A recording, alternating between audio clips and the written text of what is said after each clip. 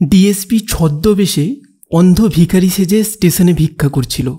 ঠিক তখনই তিনজন পুলিশ এসে তার কাছে টাকা চাইল, কিন্তু তিনি টাকা দিতে অস্বীকার করলেন। আর তারপর যা ঘটল তা দেখে চারপাশের মানুষ অবাক হয়ে তাকিয়ে রইল। কি ঘটল সেটা জানতে হলে পুরো ভিডিওটি শেষ পর্যন্ত দেখুন। ভালো লাগলে লাইক, কমেন্ট, শেয়ার করতে ভুলবেন না। রাতের অন্ধকার কাটতে না কাটতে রেল স্টেশন ব্যস্ত হয়ে উঠেছে। ট্রেনের হুইসেল, অ্যানাউন্সমেন্টের আওয়াজ, কুলিদের চিৎকার, চায়ের দোকানের হাঁকডাক, এক মুহূর্তের জন্য নীরবতা নেই। মানুষের ঢল নেমেছে, কেউ ছুটছে, কেউ অপেক্ষায় বসে আছে। স্টেশনের এক কোণে বসে আছে একজন বৃদ্ধ ভিক্ষুক। চোখ দুটো গর্তের ভেতরে ঢুকে গেছে, মুখে কাঁচা পাকা দাড়ি, পরনে পুরনো ময়লা ধুতি আর গায়ে একটা ছেঁড়া কোট। সামনে রাখা একটা টিনের কৌটো, তাতে কিছু টাকা আর কয়েন জমেছে। সে ক্লান্ত স্বরে বলে উঠল, দয়া করুন বাবু, আমি তো চোখে কিছু দেখি না, একটু সাহায্য করুন। কেউ পাশ কাটিয়ে চলে যায়, কেউ 2-1 টাকা ফেলে দেয় কৌটোয়। এই বৃদ্ধ ভিক্ষুকের আসল পরিচয় কেউ জানে না। তার নাম আবিরলাল সেন, একজন ডিএসপি অফিসার। কিন্তু আজ তিনি অন্ধ ভিক্ষুকের ছদ্মবেশে স্টেশনে এসেছেন। তার পেছনে রয়েছে এক গভীর ব্যক্তিগত কারণ। কয়েক বছর আগে তার ছোট বোন অর্পিতা এই স্টেশনে একই রকম অন্যায়ের শিকার হয়েছিল। সে তখন কলেজে পড়তো এবং একদিন স্টেশনে অপেক্ষা করার সময় কিছু অসৎ পুলিশ অফিসার তার কাছ থেকে টাকা চেয়েছিল। যখন সে প্রতিবাদ করল, তারা তাকে হুমকি দিয়েছিল এবং তার ব্যাগ থেকে জোর করে টাকা নিয়ে গিয়েছিল। ওর বাবা মানসিকভাবে ভেঙে পড়েছিল এবং একদিন নিজেকে শেষ করে দেওয়ার চেষ্টাও করেছিল। যদিও তাকে বাঁচানো হয়েছিল, কিন্তু সেই ঘটনা আবিরলালের মনে গভীর দাগ কেটে যায়। আবিরলাল তখনই সিদ্ধান্ত নিয়েছিল যে তিনি এমন অন্যায়ের বিরুদ্ধে লড়াই করবেন। তিনি পুলিশ বাহিনীতে যোগ দিয়েছিলেন শুধুমাত্র এই কারণে যে তিনি চেয়েছিলেন সিস্টেমের ভেতর থেকে পরিবর্তন আনতে। তার লক্ষ্য ছিল এমন একটি সমাজ গড়ে তোলা যেখানে কেউ তার বোনের মতো নির্যাতিত হবে না। এই মিশনটি ছিল তার সেই সংকল্পেরই একটি অংশ। তিনি জানতেন যে স্টেশনে এমন অনেক পুলিশ আছে যারা সাধারণ মানুষকে হয়রানি করে এবং তিনি চেয়েছিলেন সেগুলোর মুখোশ উন্মোচন করতে। তাই তিনি অন্ধ ভিক্ষুকের ছদ্মবেশে স্টেশনে এসেছিলেন, যাতে তিনি সরাসরি দেখতে পারেন কিভাবে এই সব অন্যায় ঘটে। তার মনে ছিল তার বোনের কথা এবং তিনি প্রতিজ্ঞা করেছিলেন যে তিনি যে কোনো মূল্যে এই অন্যায়ের বিরুদ্ধে লড়াই করবেন। তার এই মিশন শুধুমাত্র পুলিশ বাহিনীর মধ্যে দুর্নীতি দূর করার জন্য নয়, বরং তার বোনের মতো অসহায় মানুষদের জন্য ন্যায় বিচার প্রতিষ্ঠা করা। তখনই এক যুবক তার সামনে দাঁড়িয়ে কিছুক্ষণ দাঁড়িয়ে বলল, বাবা, আপনি এখানে বসে আছেন কেন? আপনার তো বয়স হয়েছে, বাড়িতে থাকেন না কেন? ভিক্ষুকটি ধীরে ধীরে বললে, বাড়ি? আমি তো পথের মানুষ বাবু, আর কোথায় যাব? কথাগুলো করুণ শোনালেও তার কণ্ঠে যেন ছিল অন্য কিছু, অস্বাভাবিক ঠান্ডা একটা ভাব। আশেপাশের শব্দ শুনতে সে মাঝে মাঝে কান খাড়া করছে, যেন কাউকে খুঁজছে। ঠিক তখনই 3জন লোকাল পুলিশ ওখানে আসে। তাদের চোখ কটমট, চেহারায় রুক্ষতা। একজন পুলিশ রুক্ষ গলায় বলল, ওই বুড়ো, বেশ ভালো ব্যবসা হচ্ছে দেখছি, কত কামিয়েছিস আজ? ভিক্ষুক একটু নড়ে চড়ে বসল, কপালে ভাঁজ পড়ল, তার কণ্ঠ কাঁপল। বাবা, তোমরা কে গো? আমি তো চোখে দেখি না। পুলিশের একজন এগিয়ে এসে ধমক দিয়ে বলল, আমরা পুলিশ, বোঝার দরকার নেই, যা কামিয়েছিস চুপচাপ দিয়ে দে। বৃদ্ধ ঘাবড়ে গিয়ে 2 হাত জোর করে মিনতি করল, বাবু, আমি তো যা পাই তা দিয়েই পেট চালাই, তোমরা আমায় দয়া করো গো। পুলিশের একজন বিরক্ত হয়ে বলল, এইসব নাটক অনেক দেখেছি, তাড়াতাড়ি যা বললাম সেটা কর, নইলে ভালো হবে না। ভিক্ষুক যেন কেঁপে উঠল, তার হাত দুটো একটু শক্ত হয়ে উঠল। ঠিক তখনই বৃদ্ধ একটু মাথা উঁচু করল, ঠোঁটের কোণে যেন এক অদ্ভুত হাসি খেলে গেল। স্টেশনের সেই কোণটা বেশ সরগরম। সাধারণত হাজার মানুষের ভিড়ে এইসব ছোটোখাটো ঘটনা কেউ খেয়াল করে না, কিন্তু আজ যেন বিষয়টা একটু অন্যরকম লাগছে। একজন কুলির কানে কথাটা গিয়েছে। সে পাশের দোকানদারকে বলল, ওই দেখেছিস 3 জন পুলিশ একটা অন্ধ লোককে এমন করছে কেন? একজন ভিখারি মহিলা, যিনি প্রায় রোজ ওখানে বসেন, ফিস ফিস করে বলে উঠলেন, ওই অন্ধ বুড়োটাকেও ছাড়লো না। আজ মনে হয় পুলিশ পয়সা নিয়েই ছাড়বে। এদিকে পুলিশের একজন রেগে গিয়ে বলল, ওই বুড়ো, নাটক বন্ধ কর, চুপচাপ যা আছে দিয়ে দে, বেশি কথা বললে ভালো হবে না। বৃদ্ধ কাঁপা কাঁপা গলায় বলল, বাবু, আমি তো কিছু দেখি না চোখে, আমার কাছে কিছু নেই গো। তখনই আরেক পুলিশ ঠোঁট বেঁকিয়ে বলল, বড্ড বাড়াবাড়ি করছিস, তোর ওই কৌটোটা দে তো দেখি। সে বৃদ্ধের সামনে থাকা কৌটোটা তুলে নিল। কয়েনগুলো মাটিতে পড়ল, কিন্তু কৌটোটা বেশ ভারী বলে মনে হলো। তারা কৌটো খুলে দেখল, কিন্তু কিছুই নেই, শুধু 2-1টা কয়েন আর 2-1টা পুরনো নোট। তারপর পুলিশদের মধ্যে সবচেয়ে মোটা লোকটি বলল, ব্যাগ কই তোর? নিশ্চয়ই পকেটেও কিছু লুকিয়েছিস।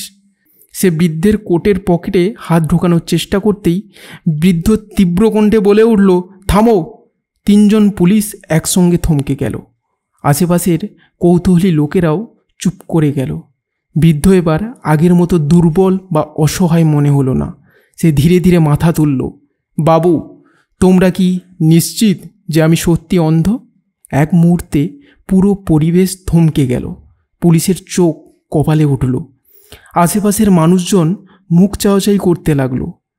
3 জন পুলিশ এবার কিছুটা ভয় পেয়েও গিয়েছিল, কিন্তু নিজেদের সামলাতে চেষ্টা করলো। একজন বলল, এসব ফালতু কথা বলিস না তো, তোকে দেখে যা মনে হচ্ছে তুই তো জন্মান্ধ, আমাদের বোকা বানাচ্ছিস নাকি? বৃদ্ধ ধীরে সুস্থে হাত বাড়িয়ে নিজের কালো চশমাটা খুলে ফেলল। ঠিক তখনই সবাই অবাক হয়ে গেল। বৃদ্ধের চোখ দুটো একদম স্বাভাবিক। সে সরাসরি পুলিশের দিকে তাকিয়ে বলল, এখন কি মনে হচ্ছে আমি অন্ধ? পুলিশদের একজন তো প্রায় হোঁচট খেতে বসল। চারপাশের মানুষজন ফিস ফিস করা শুরু করে দিয়েছে।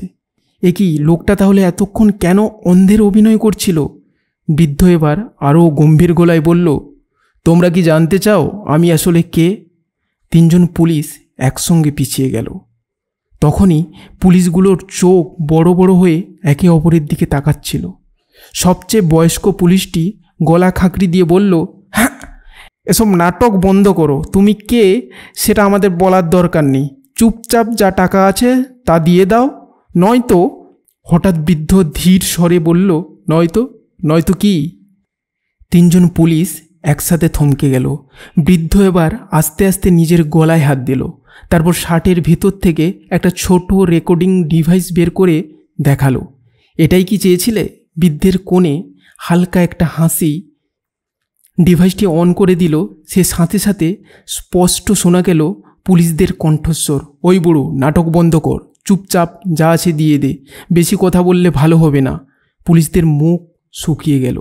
আশেপাশের মানুষজন এক ধাক্কায় আরও আগ্রহ নিয়ে এগিয়ে এলো। বৃদ্ধ তখনই পকেট থেকে একটা আইডি কার্ড বের করলো। তাতে বড় বড় হরফে লেখা, ডিএসপি আবিল্লাল সেন, সিআইডি ব্রাঞ্চ। এক ঝলকে চারপাশের লোকজন বিস্ময়ে একে অপরের দিকে তাকালো। ডিএসপি সাহেব পুলিশদের মুখ ফ্যাকাশে হয়ে গেল। ডিএসপি আবিল্লাল সেন এবার ধীরে ধীরে উঠে দাঁড়ালেন। তার মুখে এখন বৃদ্ধের অসহায়ত্ব নেই, এখন সেই ব্যক্তিত্ব যাকে দেখে আসল অপরাধীরাও ভয় পায়। তোমাদের লজ্জা করে না? স্টেশনে মানুষের নিরাপত্তা দেওয়ার বদলে নিজেরাই চাঁদাবাজি করছো। এক পুলিশ তো এতটাই ভয় পেয়েছিল যে তার জিভ কাঁপতে লাগলো। স্যার, আমরা তো জানতাম না। তোমরা জানতেও চাওনি, ভেবেছিলে একজন অন্ধ ভিক্ষুককে ভয় দেখিয়ে পয়সা আদায় করা সহজ কাজ। ডিএসপি আবিল্লাল সেন এক ঝটকায় মোবাইলটা বের করলেন এবং কারো একটা নাম্বারে ফোন করলেন। বললেন, হ্যালো এসিপি স্যার, আমি আবিল্লাল সেন বলছি। স্টেশনে অবৈধ চাঁদাবাজির একটি চক্র হাতে নাতে ধরেছি। 3 জন কনস্টেবল জড়িত। ওপাশ থেকে কে যেন কি বলল। ডিএসপি মাথা নাড়িয়ে বললেন, হ্যাঁ, ওদের সবাইকে এখনই সাসপেন্ড করা হবে, প্রয়োজনে বিভাগীয় তদন্ত হবে। পুলিশদের চেহারা যেন মাটিতে মিশে গেল। এদিকে সাধারণ মানুষ খুশিতে ফিস ফিস করতে লাগলো, বাহ, এতদিন পরে একটা সৎ পুলিশ অফিসার পেলাম। ভাবতে পারছি না এভাবে ধরা খাবে ওরা।